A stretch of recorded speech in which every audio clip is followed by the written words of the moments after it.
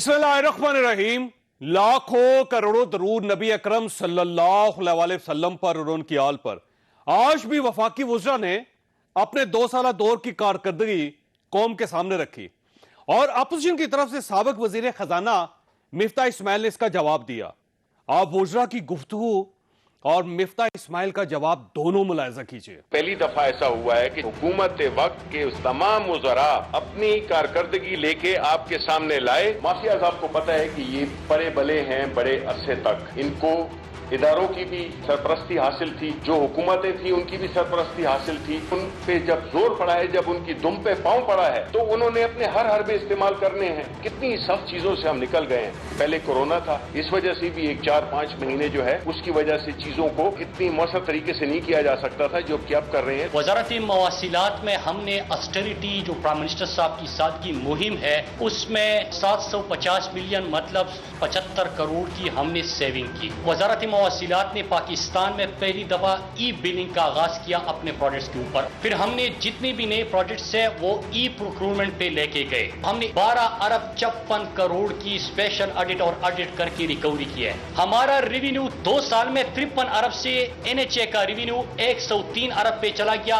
92.2% की ये इंक्रीज बनती है। पीटीआई अकाउंटेबिलिटी के नैरेटिव के ऊपर आई थी। जब इमरान खान और पीटीआई का इमरजेंस हुआ था तो उस वक्त पाकिस्तान में PMLN और पीपल्स पार्टी का जो गठजोड़ है उसके नतीजे में करप्शन तो इशू ही खत्म हो गया था। लोग कहते थे खाता है तो लगाता भी तो है। अब उसको 2 सालों में इमरान खान ने बदल दिया है इसमें कि ना खाता है और ना खाने देता है। 2 साल हो गए हैं, ये तमाम लोग आपके सामने बैठे हैं। अल्हम्दुलिल्लाह एक के दामन के ऊपर भी कोई दाग नहीं है। मेड इन पाकिस्तान का जो लोगो है उसको हमने अपनाया। 26 फरवरी को हम पाकिस्तान के अंदर कुछ भी अपना नहीं बना रहे थे। आज अल्हम्दुलिल्लाह 6 महीनों के बाद पाकिस्तान खुद बना रहा है, बल्कि आज पाकिस्तान पीपीज का दुनिया का मेजर एक्सपोर्टर है। पाकिस्तान में पहली बार ऑल्टरनेट रिन्यूएबल एनर्जी पॉलिसी है इत्तेफाक के राय के साथ अप्रूव हुई है। एक सेटलमेंट हुई थी कारगिल की जो बनता है इम्पैक्ट बनता है तकरीबन 200 अरब रुपए बनता है। ये क्रेडिट मैं इमरान खान साहब को अपने वज़ीर आज़म साहब को देता हूं और सदर अर्दोगान की काविशों के साथ पाकिस्तान ने आउट ऑफ कोर्ट सेटलमेंट करके तो पाकिस्तान को 200 अरब रुपए के जुर्माने से बचाया। क्रेडिट रेटिंग एक हमारा बहुत बड़ी हमारी कामयाबी है। दासू का प्रोजेक्ट जो है वो हम शुरू कर चुके हैं। मोमन हमने 54 साल के बाद शुरू करवा दिया है, पैसे डिसबर्स कर दिए हैं, ग्राउंड पे काम शुरू हो गया है। तामिर बादशाह पाकिस्तान की हिस्ट्री चेंज करने जा रहा है और 112 छोटे डैम्स भी हम बना रहे हैं। वजीर खजाना ने ये फरमाया कि उन्होंने 5000 अरब रुपए कर्जा वापस किया। वजीर खजाना को ये बात नहीं करनी चाहिए क्योंकि इस बात में कोई वजन नहीं है। हम तो कह रहे हैं कि आपने 12000 नेट कर्जा लिया, फिर आप ये कह दीजिए कि हमने 17000 कर्जा लिया। पीटीआई की हुकूमत आई है और जो गड़बड़ शुरू हुई है ना वो असद उमर साहब ने शुरू कर दिया कहना कि ये मुल्क जो है वो बैंकरप्सी को देख रहा है। रज़ाक दाऊद साहब ने कहा कि हम डिफॉल्ट देख रहे हैं, हम सीपैक के सारे मुआहदों को रुकवा देंगे। मुराद सईद ने एहसन इकबाल के ऊपर 70 अरब रुपए की एक गबन का इल्जाम लगा दिया। आप वजीर होकर ये थोड़ी कह सकते हैं कि हमारा मुल्क बैंकरप्सी कर रहा है। हुकूमत ने खोलकर अपनी कारकर्दगी और एजेंडा कौम के सामने रख दिया, लेकिन समझ नहीं आ रही ऑपोजिशन इससे मुतमईन क्यों नहीं हो रही। ऑपोजिशन कब और कैसे मुतमईन होगी? वज़ीर आज़म का दावा है ये NRO को बगैर खुश नहीं होंगे। ये बात किस हद तक दुरुस्त है? ये हमारा आज का इशू होगा। और कराची के मसाइल के हल के लिए एक 6 रुकनी कमेटी बन गई।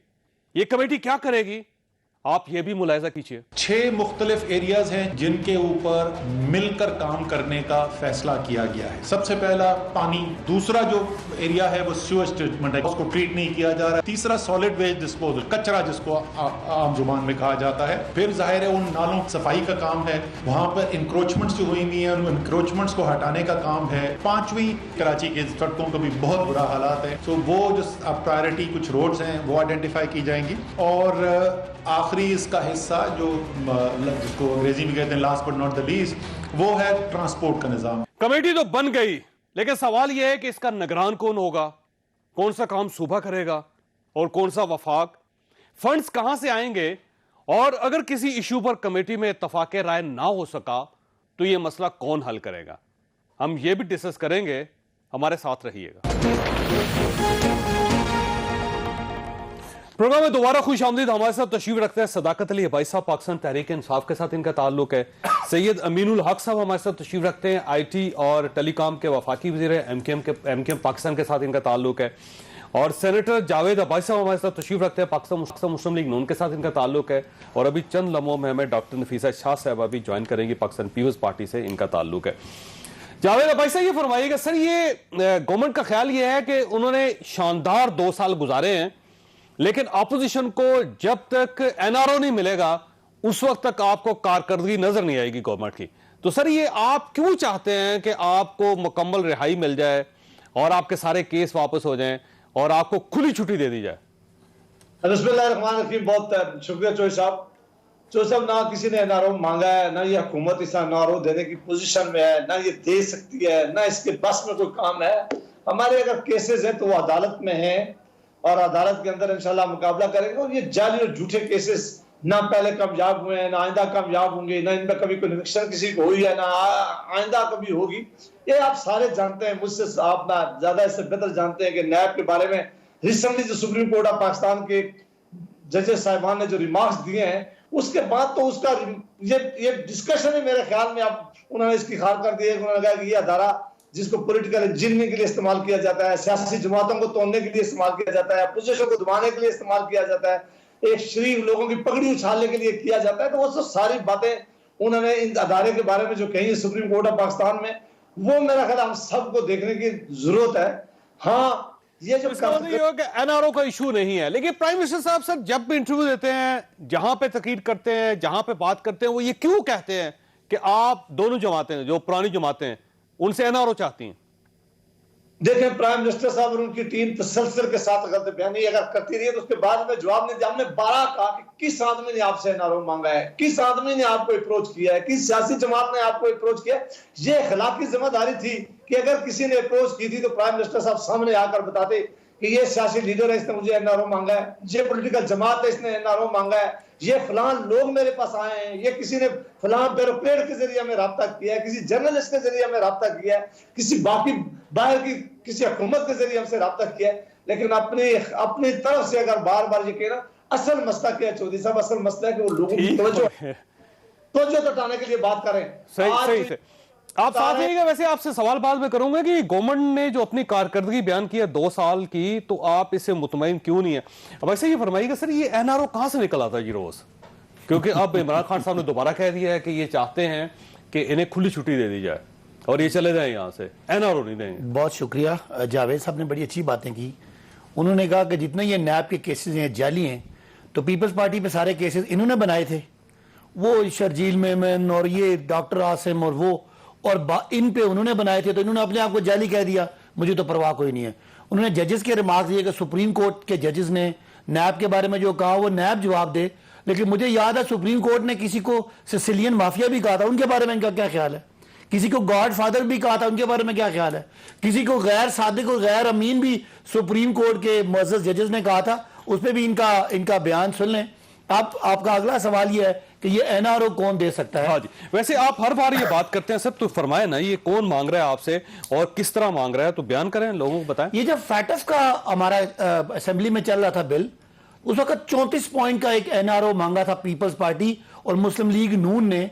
वो क्या था कि नैब में ये तरमीम करें, आप मुझे टाइम अगर दें तो मैं एक एक शेक पढ़ूंगा। नहीं, वो पता है सर साहब, पीपल्स पार्टी के सारे केसेस फारिग हो जाएंगे, नून के सारे केसेस फारिग हो जाएंगे। इनका ख्याल था कि फैटफ में हम फंसा के इनसे वो करा लेंगे। बाकी इमरान खान पहले दिन आते हैं, ये जो उस वक्त शोर शराबा करते हैं, ये हर दफा हर प्रेस कॉन्फ्रेंस हर तकरीर में नैब को गालम गलोच करते हैं। वैसे ये वाकई चाहते हैं कि NRO मिल जाए इनको?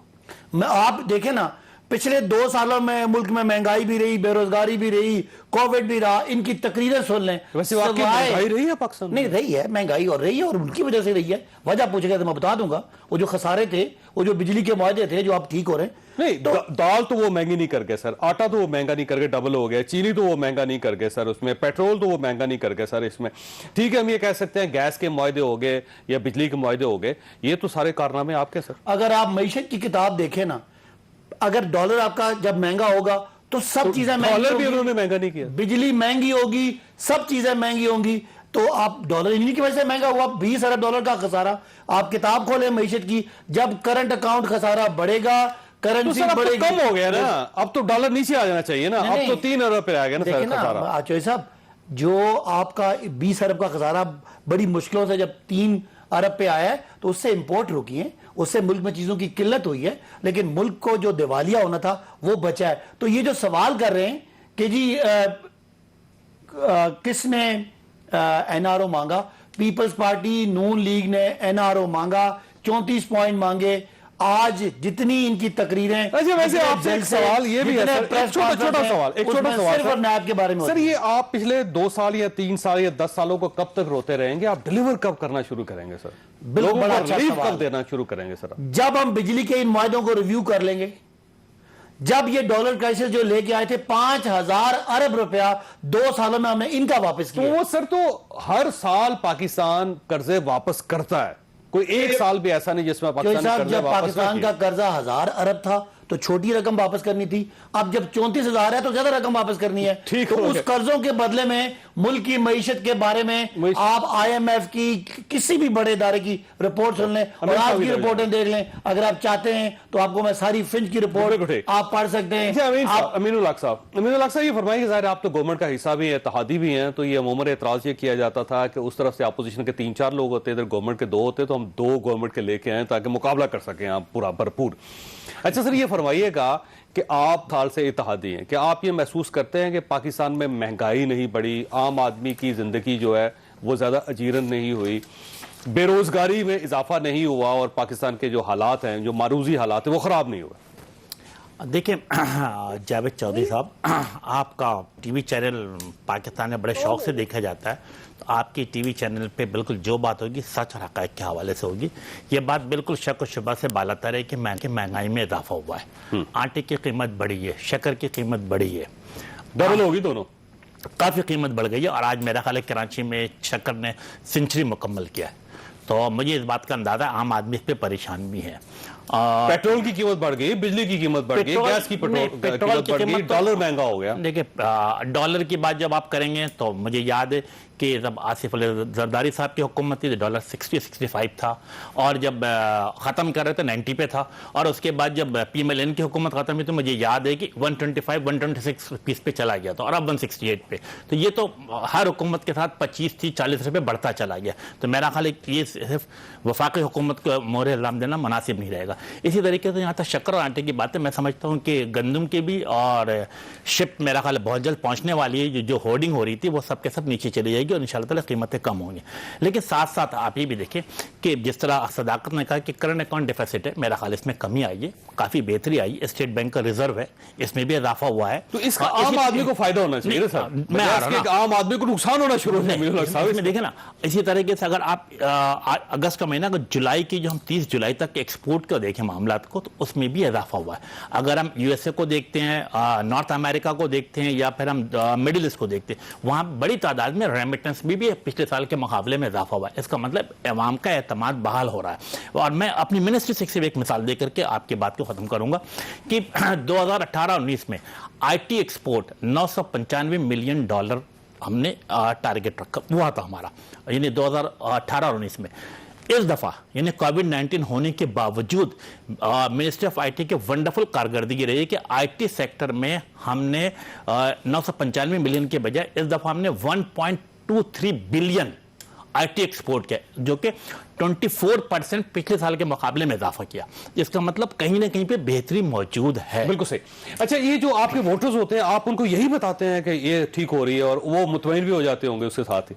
देखिए, हम वो लोग हैं जो अवाम के दरमियान में रहते हैं और अवाम के पल्स को देख के आगे चलते हैं। हम आपने जो बात की कि महंगाई का, तो मैंने महंगाई बिल्कुल ये बात मौजूद है, महंगाई हुई है, लेकिन हमें इस बात की पूरी उम्मीद है कि जो सूरत हाल बेहतरी की तरफ जा रही है कोविड-19 के बाद, तो इंशाअल्लाह ताला चीजें कंट्रोल में होंगी।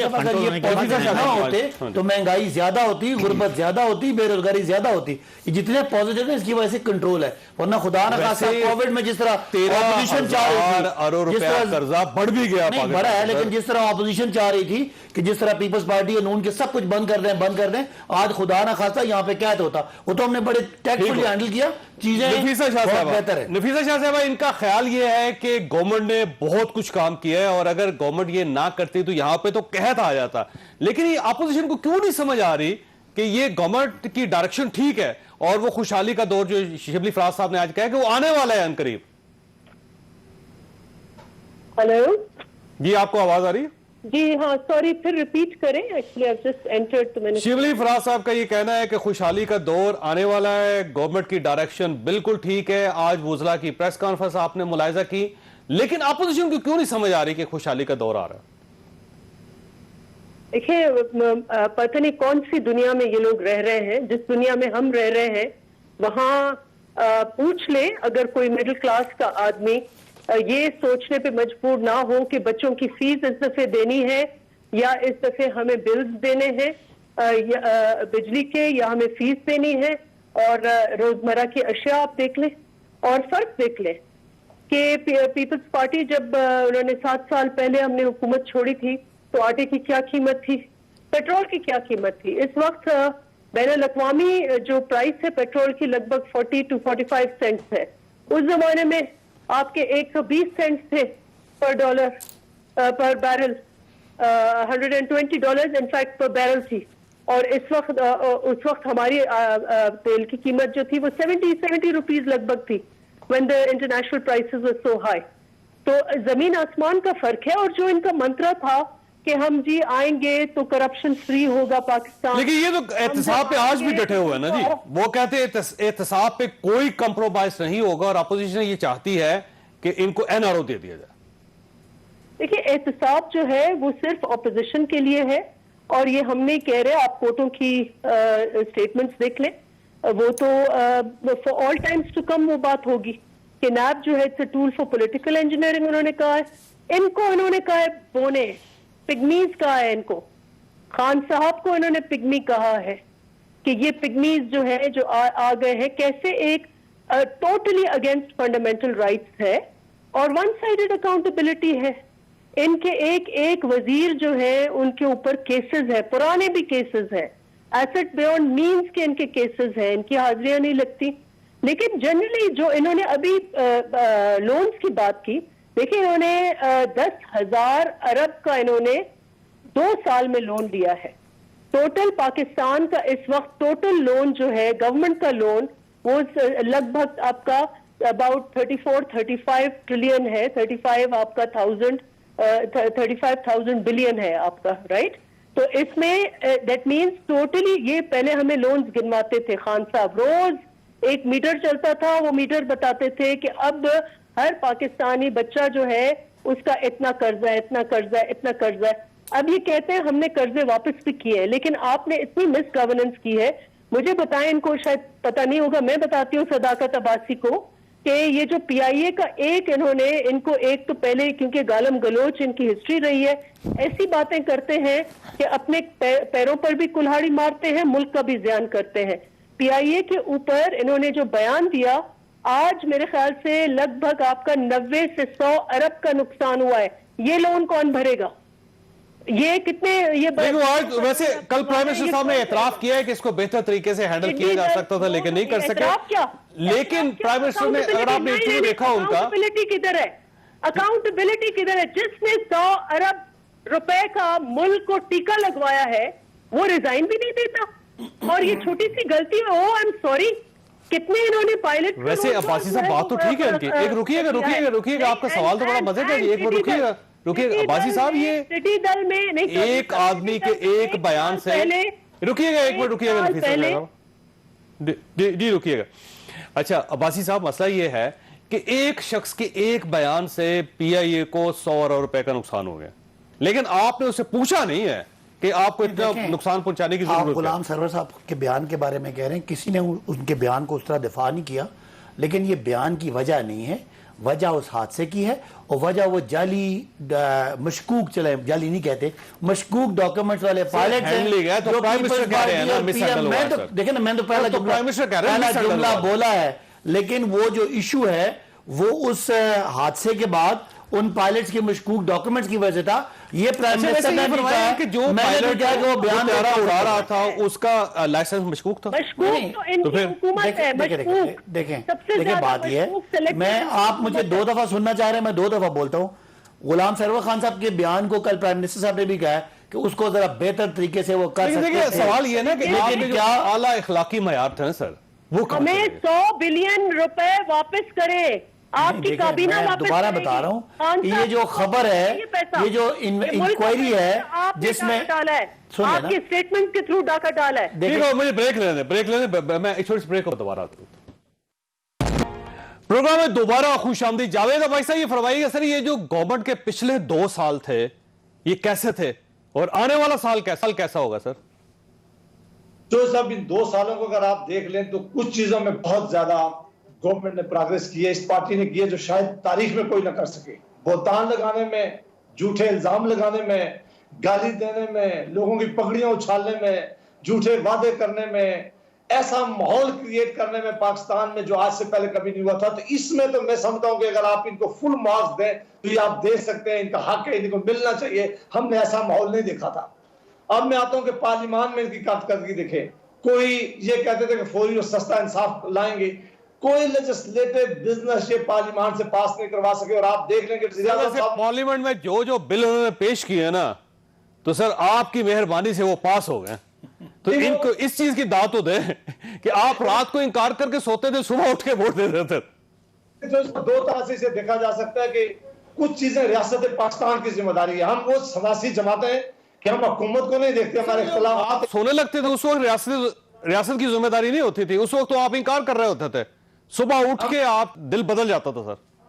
फैटफ के बिल जो थे, जो हमारी जिम्मेदारी थी उसको हमने देखा, जो इंटरनेशनल हमारी कमिटमेंट थी। हम कभी नहीं चाहेंगे कि पाकिस्तान जो है वो ग्रे से ब्लैक में चला जाए। हम चाहेंगे कि वो ग्रे से व्हाइट लाइन वापस में आए। उसके लिए हमारी जिम्मेदारी थी। और इसके अलावा भी अगर कोई अच्छा लेजिस्लेशन लाए, उसकी न भी जिम्मेदारी हो जो पाकिस्तान के लोगों की बेहतरी के लिए हो, तो वो भी हम करने के लिए तैयार है। लेकिन बदकिस्मती से जो वादा प्राइम मिनिस्टर साहब ने किया था कि मैं आऊंगा, मैं पार्लियामेंट में बैठूंगा, मैं हाउस ऑफ कॉमन की तरह क्वेश्चन अवर खुद लूंगा, आप अंदाजा कर लें कि वो पूरे 2 सालों में एक दफा अपर हाउस में आए और लोअर हाउस में भी 1 या 2 या 3 दफा आए और मजबूरी से आए। ये जो आज करदगी मिनिस्टर साहबान आ रहे थे, मैं सोच रहा था ये किस मुल्क की बात कर रहे हैं, इस जगह की बात कर रहे हैं। आज आप पाकिस्तान के इलाकों में चले जाएं, बिजनेसमैन कम्युनिटी को देख। वैसे मसला ये है कि मियां नवाज शरीफ साहब भी इतने ही आते थे सर, वो भी सिर्फ यूसुफ गिलानी साहब एक वाहिद प्राइम मिनिस्टर थे जो रेगुलर आते रहे पार्लियामेंट में। मोदी साहब बाकी कारकर्दगी हमारी 11,000 मेगावाट बिजली पैदा करके हमने सिस्टम में डाली है, 12-12 घंटे लोड। ठीक हो नफीसा शाह साहब, ये फरमाइएगा आप ऐसे इन 2 सालों को कैसा देखती हैं जी? ना गैस की प्राइसेस, ना ऑयल की प्राइसेस और ना स्वीट गैस की, बिजली की प्राइसेस। और आज जो कॉमन कमोडिटीज ठीक हो गया चीजें। डॉक्टर नफीसा शाह साहबा, आप इन 2 सालों को कैसा देखती है जी? एक तो जी जावेद अब्बास साहब खत्म कर ले। जी मैंने खत्म कर जी। एक तो जो जैसे मैंने कहा कि अवाम की महंगाई से तो उनकी कमर टूट गई है। और अगर आप तारीख में देखें तो सबसे ज्यादा इनके खराब इंडिकेटर्स हैं। मईशत के इंडिकेटर्स पाकिस्तान की तारीख में कभी भी इतना स्टीप टैंक या फॉल नहीं किया जीडीपी ने।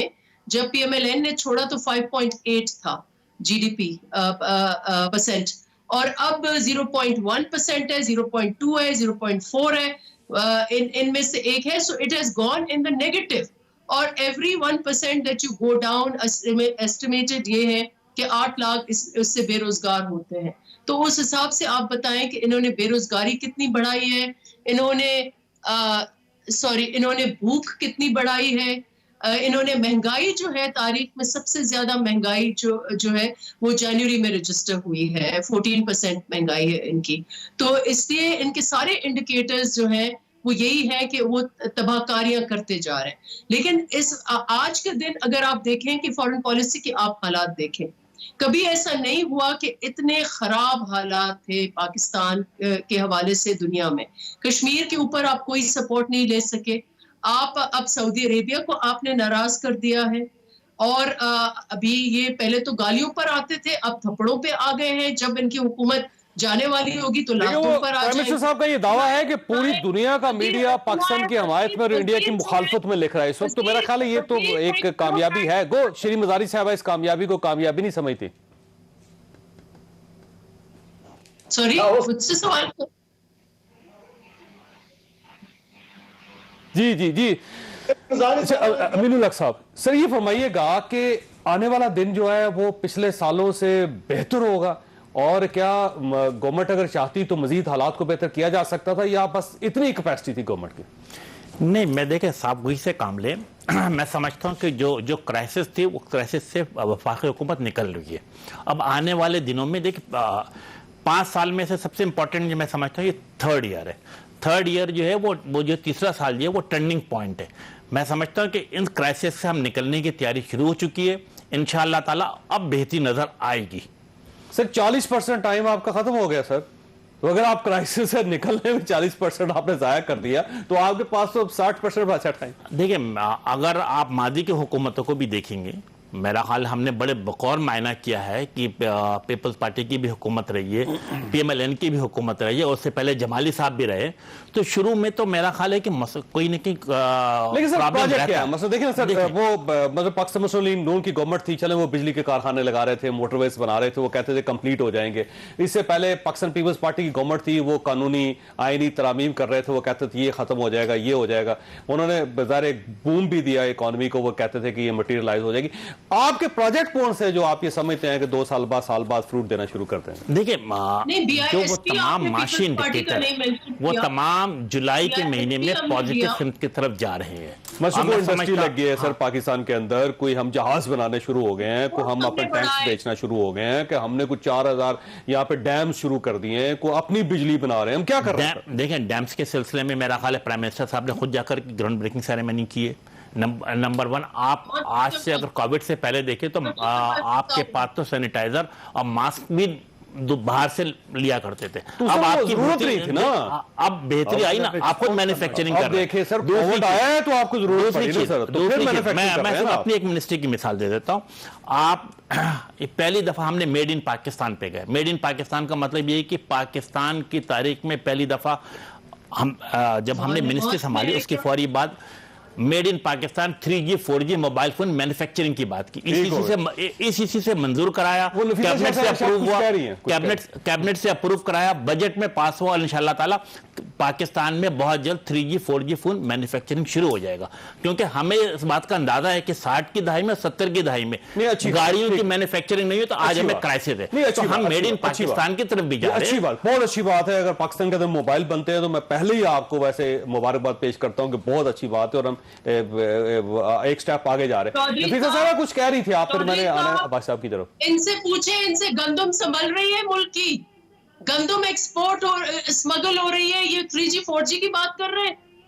चीनी जो है वो स्मगल हो रही है, वो चीनी संभल रही है इनसे, कमोडिटी संभल रही है इनसे। लोगों के पास आटा जो है वो पेट में डल रहा है, इतनी महंगाई है। ये 3G 4G की बात कर रहे हैं। मैं इनसे एक सवाल कर लेता हूँ, अगर आपकी इजाजत हो जाए तो। कराची में सिंध हुकूमत है, सिंध हुकूमत ने कराची में दूध दही जो बुनियादी चीज है हर घरों में जाता है, हर मेरा ड्राइवर हो, मेरा गनमैन हो, मेरा माली हो, या मेरा अपना घर हो, हर घर में दूध दही जाता है। कमिश्नर कराची ने दूध की कीमत जो 94 रुपए पर केजी रखी हुई है। कराची में आज 120 रुपए पर केजी वो फरोख्त किया जा रहा है। तो इनकी तो अपनी किपत नहीं है, अपनी इनके पास इतना टैलेंट नहीं है कि वो उसको कंट्रोल कर सके। अमीर साहब, आपके ऊपर एक सवाल छोड़ के जा रहा हूं कि आज कमेटी बनाई है, असद उमर साहब ने अनाउंसमेंट भी किया और आप उस कमेटी का हिस्सा भी हैं। तो आप लोग जो करना क्या चाहते हैं, क्या वफाक इंटरवेंशन करेगा वहां पे, या सूबे के साथ मिलकर कुछ करेंगे, करना क्या चाहते हैं? और कराची क्या जो इंटरफेरेंस हो उससे कराची ठीक हो जाएगा? छोटी ब्रेक के बाद दोबारा इकॉनमी में मैंने जवाब प्रोग्राम में दोबारा खुशामदीद। भाई साहब, मैंने जाना अमीर साहब की तरफ, लेके फौरी तौर पे बताएं कि सर ये आटा कहां चला गया, चीनी कहां गई? अगर आप बड़ा कमाल कर रहे हैं, डैम बना रहे हैं, एक्सपोर्ट कर रहे हैं, IT की एक्सपोर्ट हो रही, तो चीनी तो आपसे कंट्रोल नहीं हो रही, आटा आपसे कंट्रोल नहीं हो रहा। पहली पीपल्स पार्टी और नूंडी ने एक रट्टा मारा हुआ जी, ग्रोथ ये थी, ग्रोथ कम होगी। अल्लाह के बंदो पूरी दुनिया को देखो कि कोरोना के बाद ग्रोथ सारी दुनिया की नेगेटिव हो गई है। 5 महीने लॉकडाउन, वो तो अल्लाह का शुक्र है इमरान खान साहब ने शहबाज शरीफ साहब और बिलावल की बात नहीं मानी, वरना वो तो अभी भी कह रहे हैं कोरोना है और टेस्ट नहीं हो रहा। लॉकडाउन करने के चक्कर में थे और अब आप कह रहे हैं कि क्या बना। पाकिस्तान में पहली दफा इमरान खान के दौर में वेंटिलेटर्स जो हमारे पास थे ही नहीं, आज एक्सपोर्ट होना शुरू हो गए। आज आपकी डायलिसिस मशीनें एक्सपोर्ट होना शुरू हो गई हैं। पूरी दुनिया में पाकिस्तान पीपीईज में one of the best exporter आ गया। इसके अलावा आप अगर तफसील जाएं तो पाकिस्तान की यानी 40 सालों में एक डैम ये नहीं बना सके। सारा उनका आगाज आप बोल रहे हैं। हमने बना दिए हैं। नहीं, हमने स्टार्ट कर दिए। स्टार्ट कर दिए, जो बनेगा तो यकीनन ताली बजाएंगे। इनका तो था ही वो मंसूबे लगाते थे जिनको डायरेक्ट इनको कमीशन मिले। आज बिजली के वो मंसूबे जो इस कौम की मईशत का बेड़ा गर्क किया, जरदारी साहब की हुकूमत। बात है, ये पुरानी हुकूमतें जो है उनमें से किसी ने किसी अपने वजीर को डैम का ठेका नहीं दिया। ये आपका कमाल है सर। उनका हर चीज का ठेका इनके अपने पास था। सारी चीनी के ठेके ये तो डायरेक्ट ग्रुप और नवाज शरीफ ग्रुप के पास थे। आटे की मिलों में ये तो पहली दफा पहला प्राइम मिनिस्टर पाकिस्तान में है जिसका कोई कारोबार नहीं है। अमीनुल हक साहब, अभी से ये फरमाइएगा सर, ये जो कमेटी बनी है इससे कराची के मसले हल हो जाएंगे सर? देखिए जावेद चौधरी, आज मेरा ख्याल है कि प्राइम मिनिस्टर हाउस में बड़ी अच्छी मुस्बत मीटिंग रही है। चीफ मिनिस्टर सिंध मौजूद थे, उनके 2 वज़रा मौजूद थे। इसी तरह वफाक नफीसा शाह साहब आपकी तरफ आऊंगा, रुकिएगा जरा, अमीन साहब की बात मुकम्मल होने दें। 3 वफाकी वज़रा थे और एनडीएमए के चेयरमैन भी थे। मैं समझता हूँ आज जो बातचीत हुई है बड़े खुले दिल खुले जहन के साथ हुई है और आज सीएम सिंध भी बड़े फराग दिल थे और इस पे 6 चीजों पे इत्तेफाक हुआ है। वजह क्या है फराग दिली की? हाँ, मैं समझता हूँ कि शायद उनको महसूस हो रहा है कि सिंध की सूरत हाल, बिलखसूस कराची की सूरत हाल को बेहतर करने से मुल्क को फायदा पहुंचेगा। मैं समझता हूँ ये चीज़ है। और इसमें 6 चीज़ों पे इत्तेफाक हुआ है कि टॉप प्रायोरिटी पे पानी को मसला रखा जाएगा, नंबर 2 सीवरेज के सिस्टम को बेहतर किया जाएगा, ट्रांसपोर्ट का system, solid waste, mass transit और जो रोड, जो मेन रोड के साथ साथ जो अंदरूनी रोड भी खराब है ये। अच्छा, यहाँ पे एक बात मैं बता दूं जावेद चौधरी साहब, सब कुछ हो पाएगा? मैं उस पर आ रहा हूँ। इस पे ये चीज समझने की कि 6 चीज़ों पे इत्तेफाक हुआ है। ये तमाम चीजें वफाक के करने की नहीं थी, ये 18वीं तरमीम के बाद इसकी जिम्मेदारी सूबाई हुकूमत की जिम्मेदारी बनती थी।